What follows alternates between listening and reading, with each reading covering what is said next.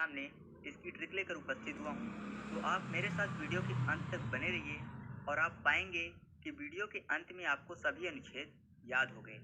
तो वीडियो शुरू करने से पहले मैं आपसे आग्रह करूंगा कि वीडियो को अंत तक देखिए, अच्छा लगे तो लाइक करिए और अगर आपने अभी तक मेरे चैनल को सब्सक्राइब नहीं किया है तो सब्सक्राइब करके बेल आइकन जरूर दबा लीजिए, जिससे आपको आगे आने वाली वीडियो का नोटिफिकेशन मिल सके। तो चलिए शुरू करते हैं। अनुच्छेद 1, भारत राज्यों के संघ के रूप में। क्योंकि यह अनुच्छेद भारतीय संविधान के हैं, इसलिए सबसे पहले अनुच्छेद में किसका वर्णन होगा? भारत का। क्योंकि अगर हम अपने नोट्स भी बनाते हैं तो सबसे पहले अपने नोट्स में किसका नाम लिखते हैं? अपना नाम लिखते हैं, है ना? क्योंकि वह नोट्स हमारे होते हैं। ठीक उसी प्रकार क्योंकि यह अनुच्छेद भारतीय संविधान के हैं तो अनुच्छेद 1 में किसका वर्णन होगा? भारत का। और भारत राज्यों का एक संघ है। तो अनुच्छेद 1 में किसका वर्णन है दोस्तों? भारत राज्यों के संघ के रूप में। क्लियर है? अगला है अनुच्छेद 2, जिसमें वर्णन है नए राज्यों का प्रवेश या स्थापना का। तो अनुच्छेद 2 से ऐसा लग रहा है जैसे कोई भी व्यक्ति कुछ मांग रहा हो कि मुझे दो, और इसमें बात हो रही है नए राज्यों के प्रवेश की, यानी नया राज्य बनेगा। तो जब नया राज्य बनेगा तो वह पुराने राज्यों से बोलेगा कि मुझे बनने के लिए मेरे हिस्से की जमीन मुझे दो, है ना? क्योंकि अगर पुराने राज्य उनके हिस्से की जमीन नहीं देंगे तो नया राज्य कैसे बनेगा? तो नया राज्य बोलेगा कि मुझे मेरे हिस्से की जमीन दो, जिससे कि मैं बन सकूं। तो 2 से हो गया अनुच्छेद 2। और कौन ऐसा बोलेगा? नया राज्य, क्योंकि उसको बनना है, यानी उसको स्थापित होना है। तो अनुच्छेद 2 में किसका वर्णन है दोस्तों? नए राज्यों का प्रवेश या स्थापना का। क्लियर है? अगला है अनुच्छेद 3, जिसमें नए राज्यों का निर्माण और पुराने राज्यों के क्षेत्रों, सीमाओं या नामों में परिवर्तन होगा। तो इससे पहले मैंने बताया कि नए राज्यों का जब प्रवेश होगा तो वह पुराने राज्यों से अपने हिस्से की भूमि मांगेंगे, और जब वह भूमि पुराने राज्य दे देंगे तो जाहिर सी बात है कि उनके क्षेत्र और सीमा में बदलाव आएगा, है ना? उनकी क्षेत्र और सीमा कम हो जाएगी। तो ठीक अनुच्छेद 2 के बाद यानी अनुच्छेद 3 में नए राज्यों के निर्माण के बाद पुराने राज्यों के क्षेत्रों, सीमाओं व नामों में परिवर्तन किया जाएगा, है ना? क्योंकि जब नए राज्य का निर्माण हो जाएगा तो पुराने राज्य की क्षेत्र, सीमा व नामों में परिवर्तन किया जाएगा, क्योंकि पुराने राज्यों ने अपने क्षेत्र और सीमा दूसरे राज्य के साथ साझा कर दिए हैं। ठीक है? तो अनुच्छेद 3 में नए राज्यों का निर्माण और पुराने राज्यों के क्षेत्रों, सीमाओं व नामों में परिवर्तन किया जाएगा। या कि आप ऐसा कह सकते हैं कि अनुच्छेद 3 में पुराने राज्यों के लिए 3 काम किए जाएंगे: क्षेत्र, सीमा या नाम में परिवर्तन। क्लियर है? अगला है अनुच्छेद 4, जिसमें अनुसूची 1 और 4 का संशोधन तथा अनुच्छेद 2 और 3 के अधीन बनाई गई विधियों का वर्णन है। तो यह ज्यादा इंपॉर्टेंट नहीं है, फिर भी मैं आपको बता देता हूँ। अनुच्छेद 4 में 4 काम किए जाएंगे। कौन कौन से? एक, अनुसूची 1 का संशोधन। दूसरा, अनुच्छेद 2 के अधीन बनाई गई विधियां। फिर अनुच्छेद 3 के अधीन बनाई गई विधियां और अनुसूची 4 का संशोधन, यानी 1, 2, 3 और 4 क्रम से है। तो अनुच्छेद 4 में 4 चीजें होंगी। क्लियर है? ठीक ऐसे ही जैसे अनुच्छेद 3 में 3 काम हो रहे थे, वैसे अनुच्छेद 4 में 4 काम होंगे। तो इसमें आपको एक कंफ्यूजन ये हो सकती है कि आप अनुसूची 1 और 4 की जगह अनुच्छेद 1 और 4 कर दें। तो ऐसा ना हो उसके लिए मैं आपको बता दूं कि हम लोग अनुच्छेद 4 ही पढ़ रहे हैं, इसलिए अनुच्छेद 4 में अनुच्छेद 4 तो आएगा नहीं, है ना? तो जाहिर सी बात है अनुच्छेद 4 नहीं आएगा तो कौन सा 4 आएगा? अनुसूची 4 आएगी। और वैसे भी आपको ऑप्शन में आएगा तो आप क्लियर कर लोगे कि अनुच्छेद 4 में 4 काम होते हैं। कौन कौन से?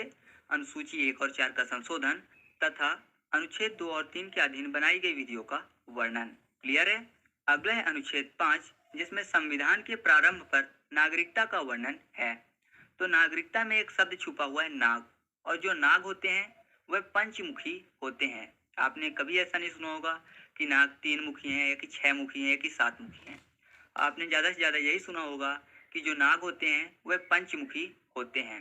चाहे आप शेषनाग की बात कर लें या कि और कोई भी नाग की बात कर लें, तो नाग पंचमुखी होते हैं। तो पंच से हो गया अनुच्छेद 5 और नाग से हो गया नागरिकता। तो अनुच्छेद 5 में किसका वर्णन है दोस्तों? संविधान के प्रारंभ पर नागरिकता का। या फिर आप नाग पंचमी से याद रख सकते हैं अनुच्छेद 5 को। तो पंचमी से हो जाएगा अनुच्छेद 5 और नाग से हो जाएगा नागरिकता। क्लियर है? अगला है अनुच्छेद 6, जिसमें भारत आने वाले व्यक्तियों को नागरिकता का वर्णन है। यानी ऐसे व्यक्ति जो दूसरे देश को छोड़कर भारत आए हों उनको नागरिकता देना। तो मैंने कहा कि जो दूसरे देश को छोड़कर भारत आए हों, छोर में लिखा हुआ शब्द छो अर्थात 6। तो अनुच्छेद 6 में किसका वर्णन है दोस्तों? भारत आने वाले व्यक्तियों को नागरिकता का, अर्थात जो दूसरे देश को छोड़कर भारत आए हैं।